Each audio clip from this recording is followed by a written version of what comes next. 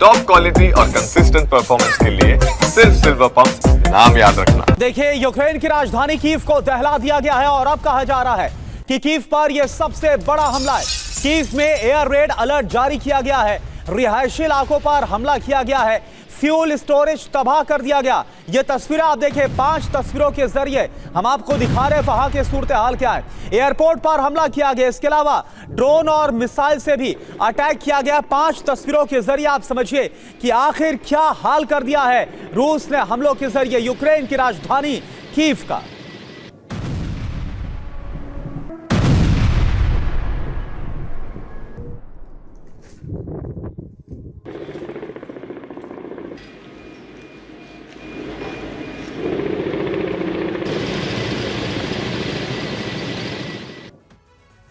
तो देखिए, असल सवाल तो यही है कि क्या ये कीव पर कब्जे की जंग शुरू हो चुकी है। यूक्रेन की राजधानी पर 72 घंटे से लगातार हमले हो रहे हैं। करीब 1000 ड्रोन और 80 मिसाइलों से अटैक किए गए। पिछले 3 सालों में पुतिन का यह सबसे बड़ा हमला है।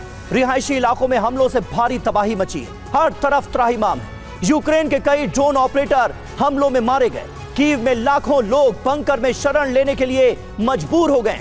पुतिन का प्लान क्या है? ज़ेलेंस्की की जड़ पर चोट करना इसका मकसद है। यूक्रेन की फौज को बॉर्डर से दूर रखना एक बड़ा मोटिव है। तबाही से नाटो यूरोप को भी संदेश दिया जा रहा है।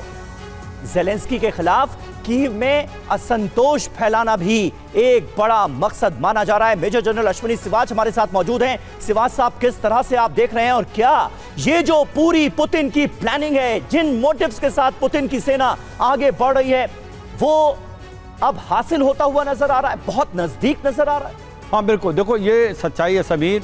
जब से 1 जून के बाद जो पलटवार कर रहा है अभी रूस, क्योंकि उसके काफ़ी नुकसान हुआ था यूक्रेन के ड्रोन हमलों में, 40 से ज़्यादा स्ट्रेटेजिक बॉम्बर एक प्रकार से बर्बाद हो गए थे ग्राउंड पे।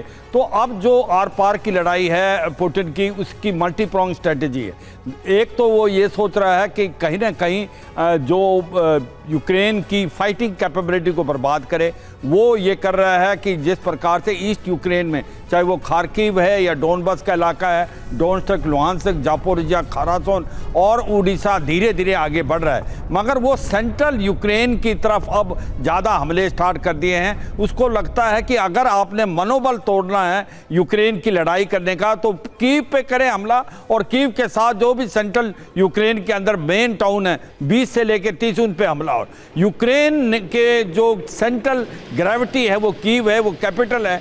वहाँ पर आप देखो 100 से ज़्यादा ड्रोन, उसके बाद मिसाइल कहते हैं कि वहाँ पर ऑर्सेनिक और किंजाल मिसाइल का भी इस्तेमाल हुआ है। एक स्ट्रेटजी ये है कि मनोबल तोड़ा जाए, फाइटिंग कैपेबिलिटी को बर्बाद किया जाए। एक साफ सुथरा मैसेज नाटो को भी भेजा जाए कि अगर आप लड़ाई में आने की कोशिश करेंगे तो आपका भी यही हाल होगा। और मुझे लगता है कि ये लड़ाई अंतिम चरण में पहुंचेगी अगर कीव गिर गया, क्योंकि अगर कीव गिर जाता है फिर मुझे लगता नहीं यूक्रेन ज़्यादा देर टिक पाएगा। और यही अभी फोकस पुतिन का लग रहा है। वो पूरी की पूरी जो अपनी मिलिट्री कैपेबिलिटी है उसको झोंक के कीव को एक प्रकार घुटने पे लाना चाहता है। और आपने बहुत अच्छा बोला था समीर, कहीं ना कहीं आक्रोश पैदा करना चाहता लोगों में और ज़ेलेंस्की के अगेंस्ट, जो कि अभी तक नहीं देखा गया है। यूक्रेन में बड़े पैमाने पर ज़ेलेंस्की जो कर रहे हैं उससे सपोर्ट ही हासिल होता हुआ नजर आ रहा है। लेकिन अब एक तरह का असंतोष फैलाने की भी तैयारी, कोशिश, मोटिव नजर आ रहा है रूस का।